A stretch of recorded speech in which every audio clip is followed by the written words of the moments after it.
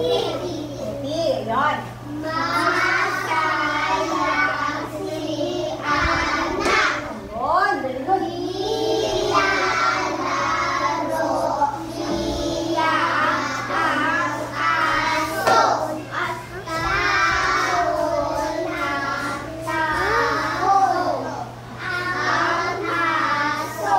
Very good. Okay, ngayon. Naintindihan niyo ba yung kwento? Babasahin ko. Babasahin ni teacher ulit ha. Si Ana at ang aso. Si Ana ay may aso. Ang aso ay kulay puti. Masaya si Ana. Nilalaro niya ang aso. Tahon ng tahon ang aso. Naintindihan niyo yung kwento? Okay, subukan natin sagutin ang unang tanong. Basahin ang tanong. Sino ang aso? Okay, so naintindihan ang tanong. Sino ang may aso? Taas lang kamay. Si Ana. Very good. Si Ana. Hindi ka nga. Sige, dito lang. Ano na? Si Ana. Si Ana.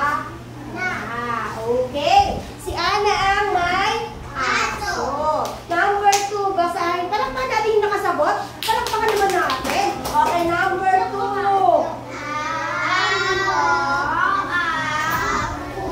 kulay ng aso? Ako, teacher. Taas lang ang kamay. Yes, Bella. Sino? Ha? Kulay puti. Very good. Sulat natin. Sa inyo, kayo susulat sa notebook nyo ha. Ito, sulat lang yung teacher. Ako muna magsusulat ngayon. Kulay puti. Kung walang ibang kulay dyan, puti lang daw ang sinabi dyan ha. Okay, palakpakan mo sumagot si Bella. Okay, let's go to number 3. Basahin ang tanong. Si Ana. Oh, taas ang kamay yung sasagot. Masaya ba si Ana? Yes, Abiana. Masaya ba si Ana? Opo. Ano? Masaya. Taas lang ang kamay. Masaya ba si Ana, Amber? Opo. Ang tanong ni teacher, masaya ba si Ana? Opo. Ang kamay, ang tanong ni teacher, masaya ba si Ana? Opo. Oh, yan, opo. Sasabihin mo, opo, masaya si Ana. Okay, okay. Opo. O kaya, masaya. Pwede natin sabihin, masaya si Ana. O kaya, ilagay nyo, opo. Pwede rin. Masaya ba si Ana? Pwede mo rin isagot, opo. Opo, masaya siya. Again, number 4. Bakit siya masaya kaya? Sabi dito, masaya si Ana. Number 4. Basahin natin. Ano ang ginagawa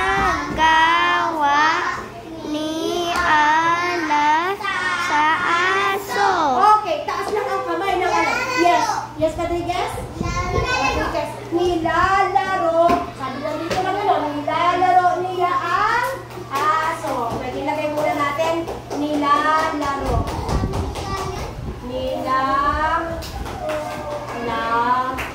Hindi na naman natin nabaan masyado. Pero dapat nilalagay yung nilalaro niya. Huwag mag-away. Masama yun. Dito na muna nakapokus. Okay. Dito na nakapokus. Number 5. Basahin.